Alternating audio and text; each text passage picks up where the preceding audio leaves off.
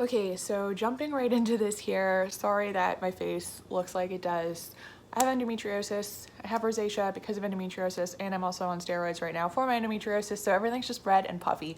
Also, I didn't put makeup on because I'm probably gonna get a little emotional in this video, and I don't like to waste expensive things. So this is definitely gonna be a more serious video, and I'm sorry, but if you are here to learn about exotic animals and you are here to like see what it's like to own multiple pets, then you should really try and stick this one out, because this is a reality that a lot of us on the pet YouTube community don't really talk about, and this is something that you will have to deal with. Part of what kind of comes with that, which is when multiples of those animals get ill within a short amount of time, and kind of what that does to you as their caregiver. Sorry, I have to go get my dog because he's eating my furniture. Oh, Bear is here. Jessica Fenton, if you don't follow Jessica, I will definitely link her channel below. Just kind of talked about this a little bit on her channel and shared her story, and I wanted to chime in because all of this kind of started when I had a really bad night the other week, or at the start of this week, and just tweeted some stuff, which I will insert somewhere, addressing the amount of loss that we've had this year with my animals and how that has definitely affected me. This will also be like the most personal I've been on my channel, so I am very nervous to post this video. You know, it's a lot easier to be more vocal on Twitter because there's not necessarily a face, I don't know, attached to it. It's a lot different to actually verbalize what you're feeling, put it out in the air, and then broadcast it on the internet. So I am really nervous. So if this is disorganized or if my eyes are darting around, it's because I'm really uncomfortable with this video. But Jessica was brave enough to share her story. I want to share my story. Made me feel like less of a crazy person. So if I can do that for anybody else who might be going through something similar, then it's worth it. So when I started this channel, I wanted it to be a positive place where I could share my animals and connect with people who care about exotics as much as I do. My animals are my whole world, and anybody who knows me in real life will attest to this, that like I need this outlet. I need YouTube as an outlet because I literally will not shut up about my animals. I try to keep things upbeat here. I also share everything, and there's no denying, if you've watched my videos, that we've had a number of close calls and some pretty serious losses here. And I've documented that pain, but what I haven't talked to you about, sorry if I keep looking down, I did take notes because I am useless when it comes to articulating while emotional, so I do have notes here. But what I haven't talked about are the panic attacks that I've been having and the kind of emotional side effects going through repeated trauma with your animals and with your pets. So all of my losses were completely unexpected. Every vet trip that I've done this year was completely unexpected. So with Nala, she became sick very suddenly, and it was very drawn out. So the morning she got sick, and I've talked about this in another video, so I'm not going to go too far into it, but the morning she got sick, she was fine. And when I came home 6 hours later, she was, you know, egg-bound, prolapsed, and bleeding out. So that was a really hard thing to deal with, because it's so shocking to walk in and see an animal that was fine when you left in the morning, and then to come home and find them like that and not even get a chance to kind of process what's happening, because you just know that you have to get them to a vet or they're gonna die. With Nala, it was like that on and off with multiple emergencies for about 6 weeks until I did euthanize her. My fish, it was a similar scenario. They were fine in the morning. They ate from my hands that day. I came home from work and they were passed away. So other things that have happened this year, Chip, we started off the first month of the year with Chip reaching up to scratch himself and accidentally lacerating his eyelid. So I just walked into my room, and I think I was only gone for like 5 minutes this time anyway, and Chip's entire side of his face was just blood. That was fine. We got it. He still has 2 eyes. He's okay. Chip also has had an unexplained seizure that I caught. I think I might have actually seen him have a second one, but I'm not 100% sure. So right now I'm just saying just the one, and we haven't been able to figure out what caused it. Cusco had a close call with my roommate's cat. She broke the storage room door that they used to sleep in, and she knocked over his cage, and he almost died. He went into really severe shock and literally just went limp, but he didn't. Nala prolapsed in front of me a total of 3 times, not including her initial egg binding. It's just been a lot. And right now it kind of feels like, well, no, it does feel like every time I walk in my door, what am I gonna find? Oh God, I'm getting emotional already. Yeah. So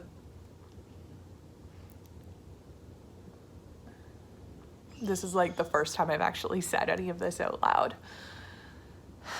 This is another crying video for YouTube, I'm sorry. I swear to God, I am not, I say this every time, but I'm not a big crier until I go on the internet apparently.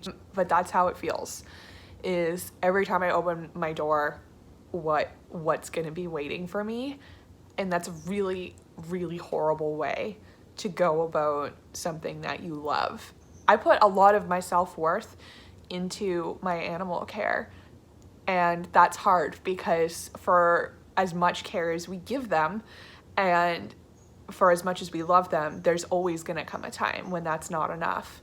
The things that happened with Nala and all of the random little incidents we've had this year, none of them were preventable. I mean, okay, if my roommate didn't have a cat, but she's always had a cat, and you know, it's not fair for me to say I get to have 6 animals and you don't get to have any.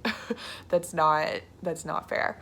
None of them were because of neglect or poor husbandry or things that I could have done. They were just bad luck. For me, that's almost worse, because at least if it was a mistake that I made, or at least if it was something that I could have done differently, then that means I can stop it from happening again. I just feel very helpless. It's been big things, big problems, and they've all happened within a really short amount of time, pretty much like 1 a month.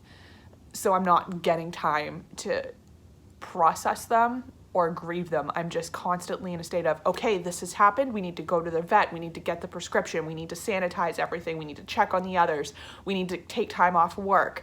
You know, I'm just constantly thinking, okay, what's the next thing that I can do to make sure that everybody comes out of this okay? As a result, my emotional needs are being ignored, clearly.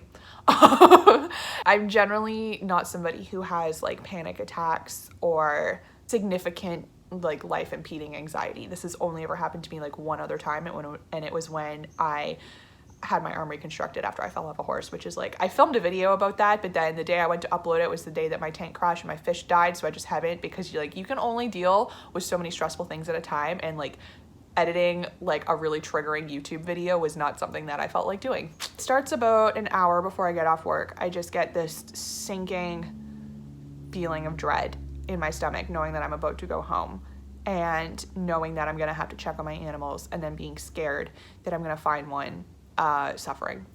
And it just gets worse and worse to the point that like sometimes I will, by the time I get up to my floor in my building, I'm literally already crying. And everything could be fine. Like there's no logical reason for me to be having that level of panic, but all of the things that went wrong were just, they came out of nowhere. It's not like anyone got old or got sick and, you know, I had time to process it. Even with Nala, when she was sick for 6 weeks, every day it was like, okay, she might be okay, like she might come through this. And then 2 hours later it'd be like, she's not, like you need to prepare yourself. And then, you know, 12 hours after that, it would be like, wow, she's really rebounding. Like it was just so much. Like my heart aches for Nala every single day. There's not a single day that goes by that I don't miss her to death, but I feel like I haven't even had time to fully process the fact that she's gone, because it's just been one thing after another ever since. And it sucks because I still have so many animals, and it's not that I'm overwhelmed with the physical labor of their care, but I am very overwhelmed emotionally, because right now when I look at them, what I see is the Nala shaped space that's there. And I see that grief, and it's really painful because I know that I'm gonna have to go through this again with every single one of them at some point, and that there's no way to prepare for that. It's just kind of leaving me really emotionally exhausted. And this is manifesting in really lousy ways. So I wake up multiple times a night to listen to their breathing, and it's not even intentional. Is everybody alive? I'll get up and I'll check in the aviary and make sure that everybody's awake, like everyone is okay. I sleep with my aquarium light on 1% so that, again, in the night, if I roll over, I can see that they're swimming, I can see that they're alive. My clownfish don't help this because they sleep belly up, so every time I look over there, I swear that they're dead, but like they're not. During the daytime, if I hear a single noise coming from my bedroom, which is where all my enclosures are, that sounds out of order or sounds different, I am like shot like a rocket in my room, checking on everybody, making sure everybody has what they need, inspecting their toys, inspecting their food and water, just to make sure that there is absolutely nothing in there that can hurt them. And it's not realistic, because of course there's always gonna be things we can't protect them from, but I'm just so anxious about what I'm gonna find, and it gets me like stuck in this cycle. Because on the one hand, I'm terrified right now that every time I go in my room, I'm gonna find something awful, but then at the same time, I can't stop checking, and it's just this awful cycle of like, okay, everybody's okay, like I gotta get out of here, it's stressful for me to be around them right now. But then as soon as I'm away from them, I'm worried about what they're doing. Like, no matter where I am, I can't get a break from this just like unrelenting stress and anxiety that is my body trying to process these losses. Nightmares about vet visits multiple times a week, or worse, I have nightmares about not making it to the vet at all. Like, so many things at this point have gone wrong that every time I feel like maybe I'm starting to catch my breath, I get dragged right back under. And the stupid thing is that this is absolutely affecting my relationship with my animals, especially the birds. Literally having to force myself to spend time with them right now because I know they need that time, Chip especially. But every time I go in the aviary right now, all I see is loss. I'm having to force myself to spend time with them because truthfully, I'm afraid of them. This stress is also affecting my decision making because I know I'm really on edge and I know I'm very tightly wound, and I have a really hard time thinking straight of like, okay, is this a big deal? Like, does this require a vet visit, or is this something I can treat at home? Or am I just panicking over nothing? You know, Kira sneezed the other night and I was like, that's a respiratory infection. I don't think it is. I think she just sneezed. But even now, just thinking about it, I'm like, it probably is though. She's probably dying. It's really hard to hold yourself together enough to look after your pets when their care is what's tearing you apart in the first place. And I feel really guilty saying that, but that's the truth. Animals are my whole world. Jessica said this perfectly. Right now, it's just not fun. It's not fun looking after them. I just have to keep pushing further because it's been a hard year for them too, especially for poor Chip. And I know that when I'm with my animals, it does get better, and there's a reason that they're my whole world, because there is a joy there, and there is